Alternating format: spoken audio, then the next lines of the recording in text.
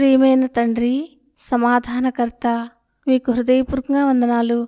నాకు ఇచ్చిన సమయానికై స్తుతిస్తూ, ఇచ్చిన రక్షణకై వందనాలు చెల్లిస్తూ, ప్రభువైన యేసుక్రీస్తు నామములో సమర్పించి వేడుచున్నాము తండ్రి. ఆమెన్. జనవరి 31 ఎడారిలో సెలయేర్లు అనుదిన ధ్యానమాలిక. ఆయన సమాధానము కలుగచేయును. యోబు గ్రంథం 34వ అధ్యాయం 29వ వచనం. తుఫాను ఊపేసే వేళ సమాధానం. ఆయనతో మనం సముద్రాన్ని దాటుతున్నాము. సముద్రం మధ్య తీరానికి దూరంగా చీకటి ఆకాశం క్రింద హఠాత్తుగా పెద్ద తుఫాను రేగింది. నింగి నేల ఏకమై ఎదురు నిలిచినట్టు హోరుగాలి, వర్షం, లేచే ప్రతి అల మనల్ని మింగేసేటట్టు ఉంది. అప్పుడు ఆయన నిద్రలేస్తాడు. గాలిని, అలలను గద్దిస్తాడు. విలయ తాండవం చేసే ప్రకృతిని తన చెయ్యి చాపి నిమ్మళింపచేస్తాడు. గాలి వేసే వికృతమైన ఈలలకు పైగా పడి లేచే పెనుకెరటాల హోరు కంటే బిగ్గరగా ఆయన స్వరం వినిపిస్తుంది. ప్రశాంతంగా ఉండండి. నీకు ఆ స్వరం ఎప్పుడైనా వినిపించిందా? వెంటనే గొప్ప ప్రశాంతత అలముకుంటుంది. ఆయన సమాధానం కలుగచేస్తాడు.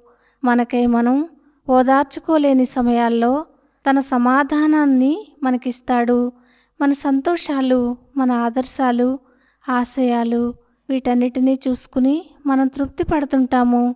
కానీ ఆయన కృపచొప్పున మనం వీటన్నిటికీ ఆయనకి ఉన్న తేడా గుర్తించగలిగేలా మనకి సహాయం చేస్తాడు. మనల్ని చేరదీసి తాను మనతోనే ఉన్నాడన్న ధైర్యాన్ని కలిగిస్తాడు. మన మనస్సులోనూ హృదయంలోనూ అంతులేని నిశ్చలత పరుచుకుంటుంది. సమాధానాన్నిస్తాడాయన. ఎవరి పాదాలు బాధల బాటను నడిచాయో, ఎవరి హస్తాలు మన కలతలను మోసాయో అన్నా ఆయనే మనకి శాంతినిస్తాడు. మన నష్టాన్నే లాభంగా చేస్తాడు.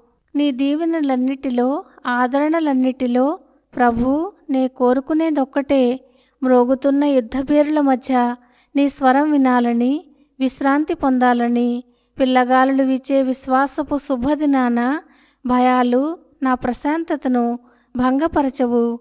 చీకటి మూసిన దారుల్లో చేతిలో చేతితో నీ వెంట సాగితే శోకాలు నన్నంటవు. చీకట్లు సమసే ఉదయం వస్తుంది. ఇది తెలిసి ఆశతో ఎదురు చూస్తాను. అశాంతిగా మార్చగలవారెవరు? నువ్విచ్చిన నిత్యశాంతిని.